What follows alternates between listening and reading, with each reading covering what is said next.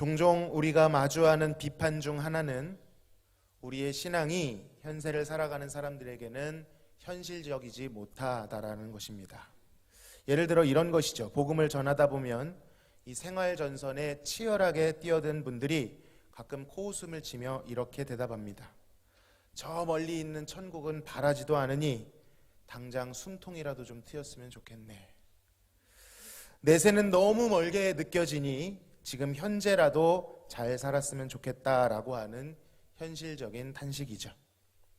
아마도 너무나도 혹독한 현실 속에, 치열함 속에 인간의 본질적인 문제에 대해서는 가리워지고 하나님의 관계라든지 죄의 문제라든지 이런 것은 생각하지 못하도록 당장의 문제들에게만 몰두해 있는 것입니다.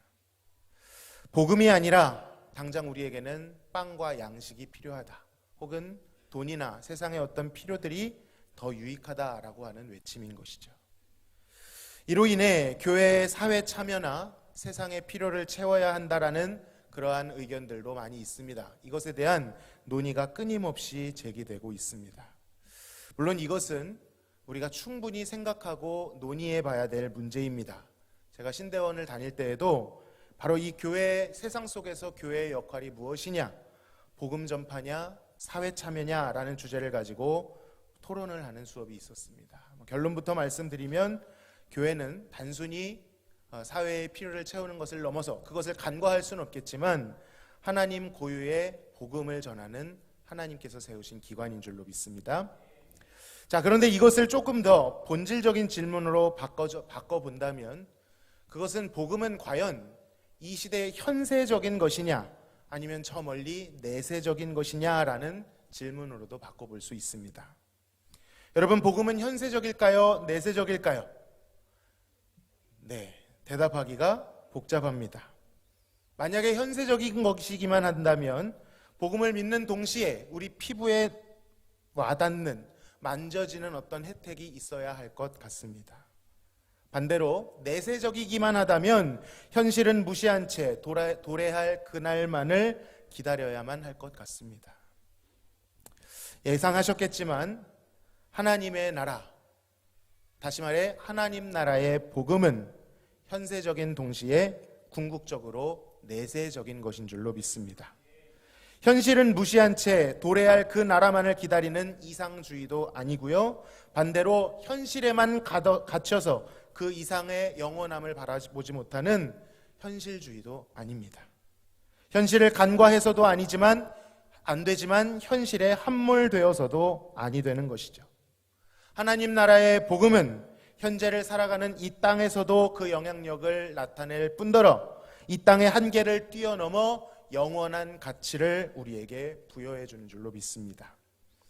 저는 지금 단순히 교리에 대해서 설명드리는 것이 아닙니다. 교리에 대해서 이해하고 암송하자, 그런 취지로 말씀드리는 것이 아닙니다. 교리는 그렇게 존재하는 것이 아니죠. 단순히 지식을 위해 존재하는 것이 아닙니다. 철저히 이 교리라고 하는 것의 방향성은 우리의 삶을 향해 있는 것입니다. 그래서 우리에게 더욱 유익한 것이죠. 내가 믿고 있는 바가, 그 진리가 우리의 삶 속에 나타나게 되어 있다라는 것입니다.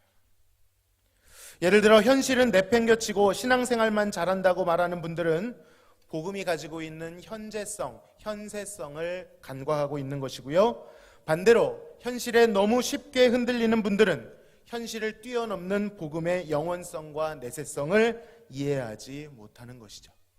교리는 반드시 삶으로 이어집니다. 내가 행동하고 있는 것, 그것이 곧 내가 믿고 있는 바다라는 것입니다. 그래서 우리는 늘 삶을 점검할 때 우리의 믿음을 함께 점검해야만 하는 것입니다. 고린도 교회에도 이러한 문제가 있었습니다.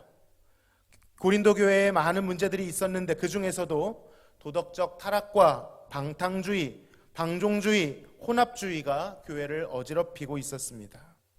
그런데 바울은 이러한 문제들에 대해서 단순히 도덕적 훈계, 징계 그 정도만을 하는 것이 아니라 오히려 아주 본질적인 교리를 다루고 있습니다. 그 고린도 교인들의 타락은 단순히 삶의 양상이 아니라 그들이 믿고 있는 잘못된 교리, 잘못된 생각으로부터 온 것이기 때문이죠. 바울은 고린도전서를 마무리 지으면서 복음의 핵심적인 교리라고 할 수 있는 부활에 대해서 자세히 논증하고 있습니다. 당시 고린도 교회에는 부활에 대한 회의적인 태도가 있었습니다. 그리스도의 부활을 불신하다 보니 그가 성도의 부활의 보증이 된다라는 것도 믿지 않았습니다. 즉 성도의 부활도 믿지 않았습니다.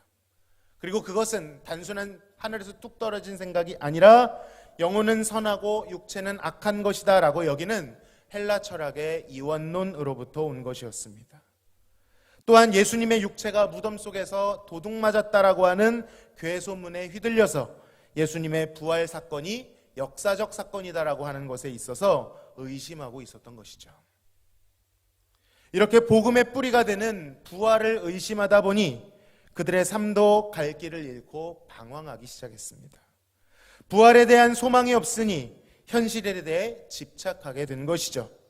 현실에 대해 집착하게 되다 보니 현실에서 고난을 받고 고생하고 있는 바울의 모습이 그저 미련해 보이고 비천하게 보였던 것입니다. 왜냐하면 그 삶이 끝이니까, 그 삶이 전부라고 생각하니까 그렇게 보일 수밖에 없는 것이죠. 그래서 헬라 철학에서는 십자가는 미련한 것입니다. 죽기 때문이죠. 그들은 부활의 희미함 속에서 일종의 절망적인 방탕 속에 빠져 있었습니다. 절망감과 혼란이 주는 망상에 빠져 단순히 쾌락을 쫓는 1차원적인 삶으로 방황하고 있었던 것입니다. 바울은 단순히 드러난 현상만을 지적하는 것이 아니라 그들이 믿고 있는 바를 다시 교정해주고 근본을 세우려고 하고 있습니다. 바로 예수 그리스도의 역사적인 부활에 대해서 가르치는 것입니다. 여러분, 그리스도의 역사적인 부활은 기독교 신앙의 중심이요, 근간이요, 절정인 줄로 믿습니다. 물론 복음을 이루는 많은 요소들을 나누어 볼 수 있겠지만 도무지 부활을 빼놓고서는 복음이 복음으로 성립될 수가 없습니다. 바울은 이러한 가정을 세웁니다. 만일 그리스도의 부활이 없다면 이라고 하는 엄청난 가정문을 띄워버립니다. 만약 예수님이 부활하신 것이 사실이 아니라면 이렇게까지 말합니다. 자신이 전파하는 것도 헛되고 너희의 믿음도 헛된 것이다. 자신과 같이 복음을 전하는 자들은 다 거짓말하는 거짓 증인이 될 것이고 그리스도인들은 여전히 죄의 효력 속에 빠져 허덕이게 될 것이다 라고 말합니다. 왜 그런지 아십니까? 이 부활이 없다고 한다면 예수님께서 아무리 십자가에서 죽으셨다고 해도 그 십자가의 효력이 하나님 앞에 받아들여졌는지 받아들여지지 않았는지 확인할 길이 없기 때문입니다. 죽음을 이기신 건지 죽음에 지신 건지 논증할 기회가 없어지기 때문입니다. 그저 인류의 죄를 위해 저주를 받아 죽으신 것으로 끝나게 된다면 그는 그저 벌을 받고 끝나게 되는 것이죠. 그렇다면 이 도를 따르는 자들이야말로 허무하고 소망이 없어지는 것입니다. 내세에 대한 소망도 없이 그야말로 바울의 표현처럼 자신들이 세상에서 가장 불쌍한 자들이 될 것이다 라고 말합니다. 여러분, 어떤 이들은 이렇게 말할 수도 있습니다. 기독교를 그저 하나의 종교로 여겨 우리의 삶을 조금 더 나은 삶으로 만들어주는 교양 정도로 여겨서 그래도 기독교 안에 사랑이 있고 긍휼이 있고 박애정신이 있고 용서가 있다면 남들보다 좋은 마음도 가질 수 있고 착하게 살 수도 있고 좋은 소리 들어서 좋은 사람처럼 그렇게 살 수 있지 않은가, 그렇게 말할 수도 있을 것입니다. 의외로 믿지 않는 분들 중에 기독교를 이렇게 생각하시는 분들이 많죠. 여러분, 그러나 기독교 신앙은 전혀 그런 것이 아닙니다. 그저 남보다 더 나은 정도가 되고자 하는 교양이나 도덕, 윤리 수준의 것이 아니라는 것입니다. 여러분, 기독교 신앙에서 부활이 없어지게 된다면 기독교 신앙 자체가 성립될 수가 없습니다. 기독교는 단순한 종교가 아니라 진리요, 생명이라 할 수 있는데 그 생명을 보증해주는 효력이, 보증이 잃어버려지게 된다라는 것입니다. 여러분, 바울은 이것을 타협할 수 없기에 과감하게 부활이 없다면이라는 질문을 던지면서 그것이 얼마나 비참한 일인지, 얼마나 말도 안 되는 일인지를 가르쳐주고 있는 것입니다. 여러분, 그렇습니다. 부활이 없다라는 것은 그야말로 끔찍한 일입니다. 에이, 어떻게 그런 일이 있을 수 있어? 어떻게 죽은 사람이 다시 살아날 수 있어? 한가하게 우리 이성에 갇혀서 의심할 수 있는 그런 문제가 아닙니다. 여러분, 부활이 없어지게 된다면 우리는 세상에서 가장 불쌍하고 헛된 자들이 됩니다. 우리의 삶을 돌아보시기를 바랍니다. 우리의 삶에 얼마나 많은 죽음과 사망의 권세가 들이우고 있습니까? 이유를 알지도 못하는 고난과 고통들을 생각할 때 우리의 마음이 얼마나 낙심되고 떨려옵니까? 여러분, 그것들을 대할 때에 그 우리 안에 찾아오는 저항들을 마주할 때, 쓴뿌리와 엉겅퀴를 마주할 때 우리는 무능하고 무기력합니다. 그리고 그것은 그 모든 것의 연장선 끝에는 사망이라고 하는 인간 공통 모든 사람이 마주하게 되는 인류의 저주가 있습니다. 여러분, 하나님의 전능하신 부활의 능력, 조금 더 크게는 구원의 능력을 제외한다면 이 세상에서 가장 강력한 힘이 뭔지 아십니까? 가장 집요한 권세, 아무도 빠져나올 수 없는 그 권세는 사망의 권세입니다. 한 사람도 빠져나올 수 없습니다. 누구도 예외가 없습니다. 아무 문제가 없어 보이는 사람도, 별탈 없이 건강하게 지내 보이는 사람도, 부유하게 살고 있는 사람도, 하고 싶은 것 다 하면서 누리고 사는 사람도 벗어날 수 없습니다. 성경에서는 이 모든 자들이 죄와 사망으로 인해 비참하게 되었다라고 선언합니다. 여러분, 우리는 생각하죠. 병든 것이 비참한 것이라고 생각합니다. 아닙니다. 그 인간 자연인 그대로는 건강한 것도 비참한 겁니다. 가난한 것만 비참합니까? 아닙니다. 건강한 것도 비참하고 우환이 많은 것만 비참합니까? 아무 일 없이 탄탄대로를 걷고 있어도 비참합니다. 죄와 사망의 권세 아래 있다면 아무리 많은 것들을, 좋아 보이는 것들을 누리고 있어도 그것은 비참한 것입니다. 도무지 빠져나올 방법이 없습니다. 여러분, 전능하신 하나님께서도, 사실 전능하신 하나님이시라면 말씀 한마디로 우주 만물을 잇게 하신 그 하나님께서 왜 이것을 못하시겠습니까? 그런데 이 죄와 사망의 법을 파쇄하시기 위하여 하나님께서는 어떤 방법을 취하셨습니까? 인간의 역사 가운데, 그것도 오랜 시간을 두고 그 시간 동안 예수 그리스도가 오시기 전까지 하나님의 사람들을 보내어 그들이 가지고 있는 한계를 보게 하시며 그들의 실패를 보게 하시며 그럼에도 변하지 않는 인간의 죄악을 보게 하셨습니다. 그리고 궁극적으로 그에게 하나밖에 없는 귀한 아들 예수 그리스도를 보내셔야만 했습니다. 그리고 그가 죽으셔야만 했습니다. 이것은 전능하신 하나님이라도 힘이 모자라서 그랬다기보다는 그만큼 하나님께 있어서, 하나님의 공의에 있어서 이 죄의 문제는 중대하고 절대적인 문제였다라는 것입니다. 오늘 우리가 읽은 본문 50절에서 바울은 이렇게 말합니다. 형제들아, 내가 이것을 말하노니 혈과 육은 하나님 나라를 이어받을 수 없고 또한 썩는 것은 썩지 아니하는 것을 유업으로 받지 못하느니라. 바울은 현세의 한계를, 이 시대의 사람의 한계를 분명하게 구분지어주고 있습니다. 혈과 육으로는 안 된다는 것입니다. 아무리 뛰어나다고 해도, 아무리 찬란하다 해도 혈과 육은 안 됩니다. 아무리 뛰어난 인생도, 착해 보이고 무난해 보이고 부유해 보이는 인생도 하나님 나라를 이어받을 수가 없습니다. 거대해 보이고 위대해 보이는 조직도, 나라도, 제국도 도무지 영원한 하나님의 나라의 근처에도 갈 수 없는 것입니다. 왜냐하면 그 모든 것은 썩어지고 소멸되기 때문인 것입니다. 예수님도 말씀하셨죠.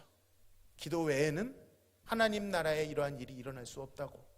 여러분, 구약에서도 성벽을 재건하기 위하여 돌이키는 가운데 하나님께서 말씀하셨습니다. 힘으로도 아니 되고 능으로도 아니 되고 오직 여호와의 영으로만 된다. 그러나 바울은 딱 한 가지, 그것을 가능케 하는 소망을, 보증을 제시합니다. 바울은 여기서 이것을 비밀이라고 표현합니다. 우리 한번 큰 소리로 51절에서 54절을 크게 읽어보겠습니다. 시작.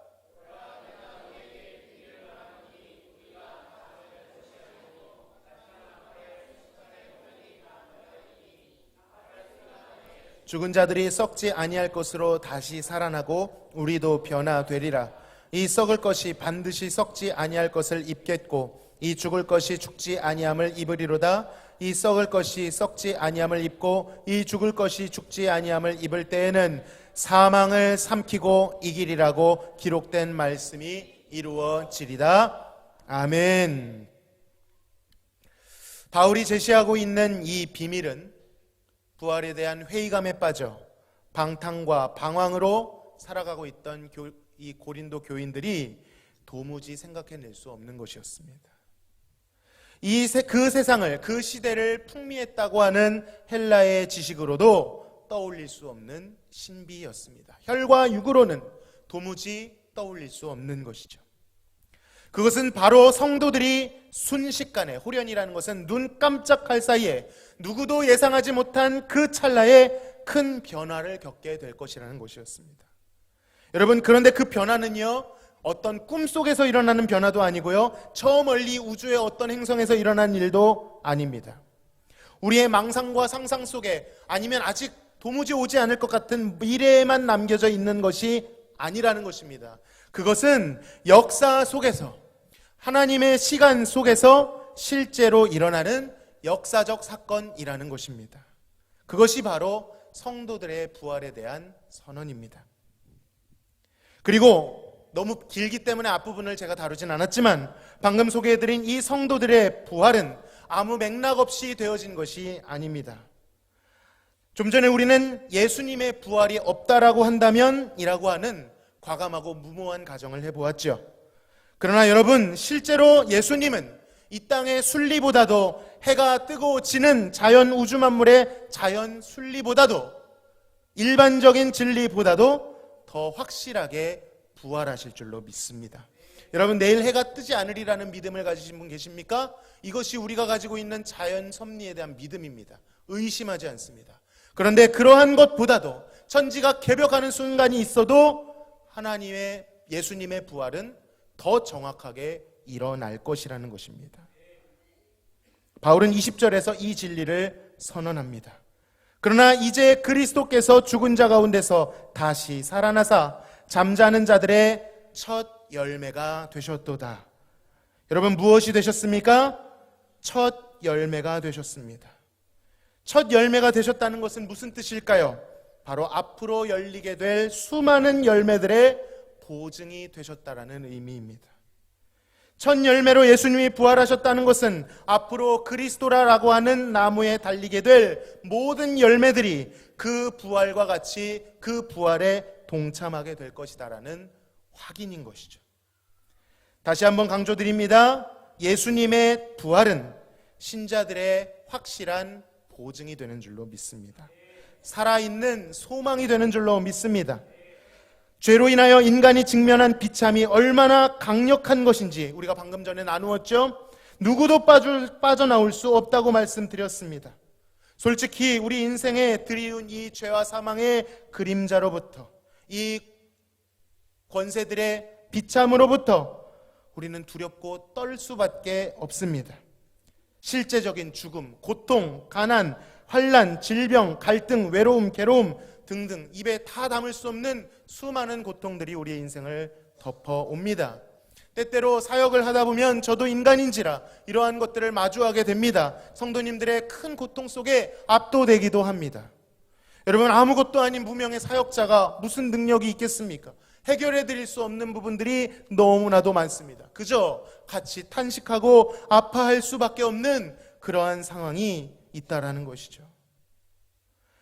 죄와 사망의 권세가 주는 이 비참, 결국 비참하게 될 수밖에 없는 이 죄가 주는 확실성, 또 반대로 언제 우리에게 어떤 모습으로 들이닥칠지 모르는, 마치 컴컴한 방에 내 목덜미를 언제 잡을지 모르는 이 불확실성이 우리를 두렵게 합니다. 그러나 예수님께서 부활하셔서 사망을 이기시고 그가 사망을 이기셨다라는 보증이 되시고 그 첫 열매를 따라 우리도 그와 같은 길이 예비되어 있다라는 것이 진리라면, 그것이 우주 만물이 돌아가는 이치보다 더 확실한 보증이라면 이야기는 달라집니다. 그 부활이야말로 불확실하고 가늠할 수 없는 우리의 삶 가운데 확실한 보증이요, 길이요, 방향이 될 줄로 믿습니다. 우리의 소망에 살아있는 이유가 될 줄로 믿습니다. 그러므로 우리는 이 부활로 인하여 헤매이지 않게 됩니다. 예수님의 그 소망이, 그 부활이 우리의 보증이 되시기 때문이죠. 확인점으로, 예수가 사망을 이기셨다라는 확인점으로 부활을 주셨기 때문입니다. 여러분 기억하시기 바랍니다. 우리는 예수님과 같은 운명입니다. 예수님과 다른 운명이 될 수가 없습니다. 우리 마하나임 때 우리 전승민 집사님이 자주 얘기하는 말씀입니다. 제가 빌리겠습니다. 따라하시겠습니다. 나는 지옥 가기 틀렸네. 네, 이 말씀을 자주 하시더라고요. 예수 안에 있으면 지옥 갈 수 없습니다. 아무리 우리의 사망에 어두움이 들일지라도 부활하신 예수님과 함께 있으면 이기게 될 것입니다. 그가 간 길을 우리가 가게 될 것입니다. 죄와 사망을 이기시고 존귀하게 되신 것처럼 우리가 잠깐 이 땅에서 비참을 마주하지만 그 모든 죄와 사망을 마침내 이기고 존귀하게 될 줄로 믿습니다. 여러분 이것은 감정이 아닙니다. 분위기가 아닙니다. 이것은 약속입니다. 취소되거나 기분 따라 변경되는 것이 아니란 말입니다. 사망에 벌벌 떨던 우리들은 마침내 이렇게 말할 수 있게 되었습니다. 우리 같이 한번 큰 소리로 외치시겠습니다. 55절부터 57절입니다. 시작. 사망아 너의 승리가 어디 있느냐? 사망아 네가 쏘는 것이 어디 있느냐? 사망이 쏘는 것은 죄요 죄의 권능은 율법이라. 우리 주 예수 그리스도로 말미암아 우리에게 승리를 주시는 하나님께 감사하노니. 할렐루야. 여러분 이제 우리는 사망에 주눅들지 않고 당당히 외칠 수 있습니다. 너의 승리가 어디 있느냐? 사망아 너의 쏘는 것이 어디 있느냐? 네가 쏘는 죄와 사망을 그리스도께서 이기셨노라. 죄의 권능이 되는 율법의 요구를 그리스도께서 다 성취하셨노라 라고 외칠 수 있게 되었습니다. 이것이 부활이 주는 영광스러운 승리의 선포입니다. 그러므로 우리는 58절의 바울의 권면대로 견실하게 서서 흔들리지 말아야 합니다. 확실한 보증과 약속이 있기 때문이죠. 도장 찍은 것입니다. 소망이 있는 것입니다. 흔들리지 않아도 될 이유가 있는 것입니다. 바로 예수님이 부활의 첫 열매가 되셨다는 것입니다. 정신적 부활 아닙니다. 다 저 멀리 다른 세상 속에서 일어나는 초현실적 부활 아닙니다. 먼 미래에서 있는 그 먼 미래에 계속 유보해두는 그런 부활도 아닙니다. 이 부활은 보이는 역사적이고 육신에 신령한 부활인 줄로 믿습니다. 우리의 현실 속에서 눈에 보이게 만져지게 임할 분명한 사실이라는 것입니다. 고로 이 부활의 능력은 단순히 저 멀리 내세에만 있는 것이 아니라 우리의 삶의 아주 밀착적인 부분에서도 발견할 수 있는 것이며 붙들 수 있는 강한 능력이 되는 것입니다. 그렇게 부활신앙에 사로잡힐 때 우리는 삶 속에 부활을 나타내는 권능 있는 삶을 살게 되는 것입니다. 말씀을 맺겠습니다. 그러므로 사랑하는 성도 여러분, 우리를 흔들리게 하는 수많은 사망의 그림자를 마주할 때 두려워하지 말아야 합니다.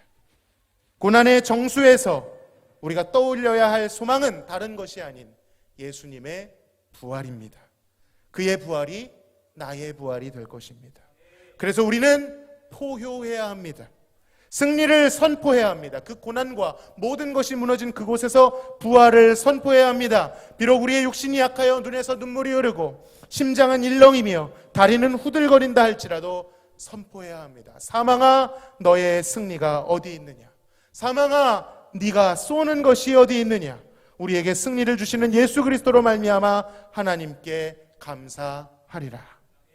따라합시다. 예수 부활하셨네. 부활을 원동력으로 해서 주의 일에 흔들림 없이 견실히 서서 그 헛되지 않은 일에 창념하실 수 있기를 주님의 이름으로 간절히 소망합니다. 우리 시간 찬양으로 영광 돌린 뒤에 한번 기도하겠습니다.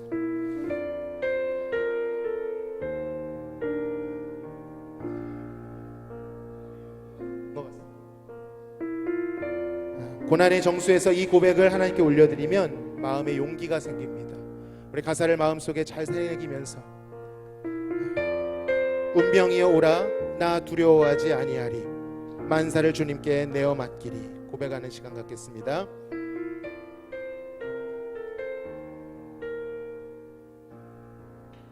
내가 걷는 이 길이 혹 굽어도는 수가 있어도 내 심장이 울렁이고 가슴 아파도 내 마음 속으로 여전히 기뻐하는 까닭은 하나님은 실수하지 않으심일세.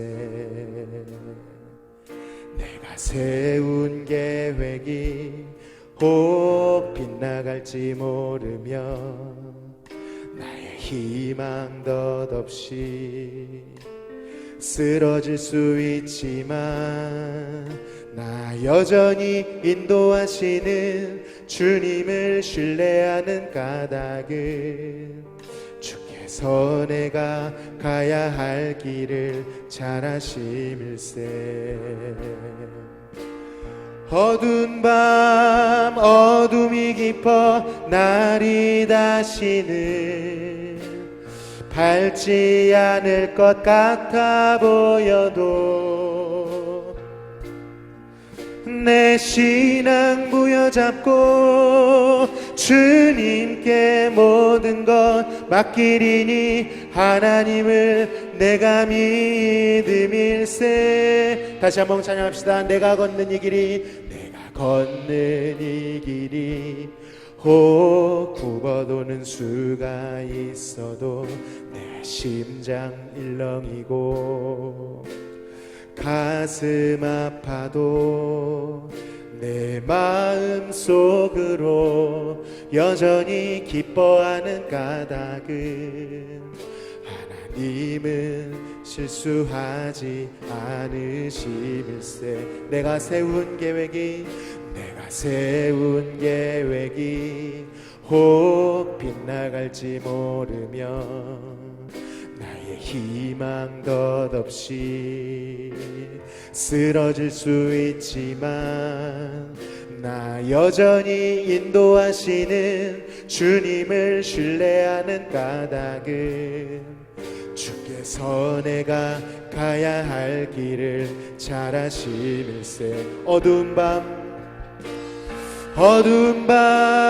어둠이 깊어 날이 다시는 밝지 않을 것 같아 보여도 내 신앙 부여잡고 주님께 모든 것 맡기리니 하나님을 내가 믿음일세. 지금은 내가 볼 수 없는 것 지금은 내가 볼 수 없는 것 너무 많아서 너무 멀리 가물가물 어른거려도 운명이여 오라 나 두려워 아니하리 나를 주님께 내어 맡기리. 차츰차츰 안개는 걷히고 하나님 지으신 빛이 뚜렷이 보이리라. 가는 길이 온통 어둡게만 보여도 하나님은 실수하지 않으신다네. 차츰차츰 안개는 걷히고 하나님 지으신 빛이 뚜렷이 보이리라. 가는 길이 온통 어둡게만 보여도 하나님은 실수하지 않은. 다시 한번 차츰차츰 안개는 걷히고 하나님 지으신 하나님 집 빛이 뚜렷이 보이리라 뚜렷이 보이리라 가는 길이 온통 어둡게만 보여도 하나님은 실수하지 않으신다네 가는 길이 온통 가는 길이 온통 어둡게만 보여도 하나님은 실수하지 않으신다네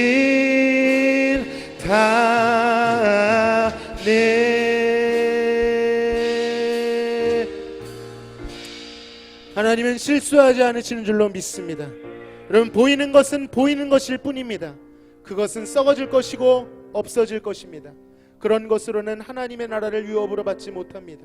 세상에는 없는 것, 세상은 도무지 흉내도 못 내고 말할 수도 없는 것, 바로 예수 그리스도의 부활, 산 소망이 되신 예수 그리스도의 부활, 부활의 첫 열매가 되신 예수님만이 우리의 소망인 줄로 믿습니다.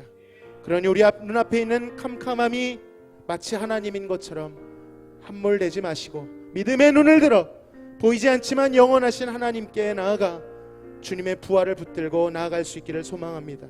이 시간 그러한 믿음 주시옵소서. 주님, 내가 지금 눈에서 눈물이 흐르지만 가슴이 울렁이지만 그럼에도 하나님이 실수하지 않으신 걸 믿고 부활신앙으로 살아가겠습니다. 주여, 믿음 없음을 도와주시옵소서. 같이 한번 기도하며 나아가시겠습니다. 하나님 아버지, 우리를 위하여 부활하신 예수님을 믿습니다. 하나님, 썩어 없어질 것으로는, 죽어질 것으로는 하나님의 나라를 유업으로 받을 수 없다 하신 주님, 우리에게 세상이 흉내낼 수 없는 부활의 소망이 있습니다. 이 부활은 저 멀리 있는 것이 아니고 저 높이 있는 것이 아니고 반드시 우리의 삶 가운데, 역사 가운데 이루어질 것임을 믿사오니 주여, 주의 소망을 붙들게 하여 주옵소서. 부활의 소망이 되신 주님, 첫 열매가 되신 주님, 그 예수님의 부활만을 믿고 나아가오니 부활로 인하여 우리는 불쌍하지 아니하며 비참하지 아니하며 예수님과 같이 존귀하게 될 것을 믿사오니 우리의 삶의 터전에 부활의 소망을 나타낼 수 있도록, 우리의 믿는 바를 증명할 수 있도록 도와주시옵소서. 때로는 극심한 고난이, 죽음의 방불한 두려움이 우리를 해프게 하지만 그것보다 더 큰 하나님의 권능이, 부활의 권능이 우리의 삶을 이끌고 갈 수 있도록 역사하여 주시옵소서. 고난당하는 자들의 눈물과 탄식을 받아주시고 그의 부활의 소망을 더하여 주시옵소서. 하나님, 역사하여 주시옵소서. 부활하신 예수님을 찬양합니다. 부활의 첫 열매가 되신 예수님을 의지합니다. 주님을 의지합니다. 주님을 의지합니다. 하나님, 우리에게 믿음을 더하여 주시옵소서. 살다 보면 죽음의 방불한 고통이 우리를 찾아옵니다. 막막하고 두렵고 떨려 앞을 알 수 없는 칠흑 같은 어둠 속에 방황할 수밖에 없습니다.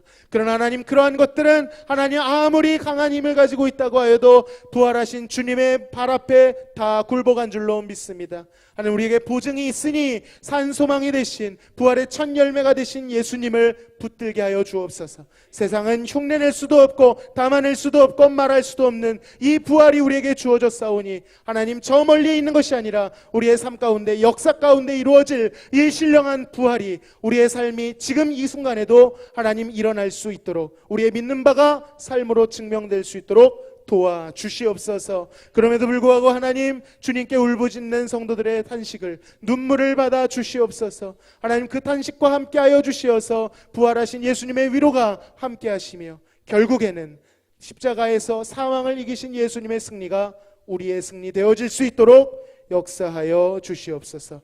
이번 한 주도 부활의 소망으로 승리하기를 소원하오며 예수님의 이름으로 기도하옵나이다. 아멘.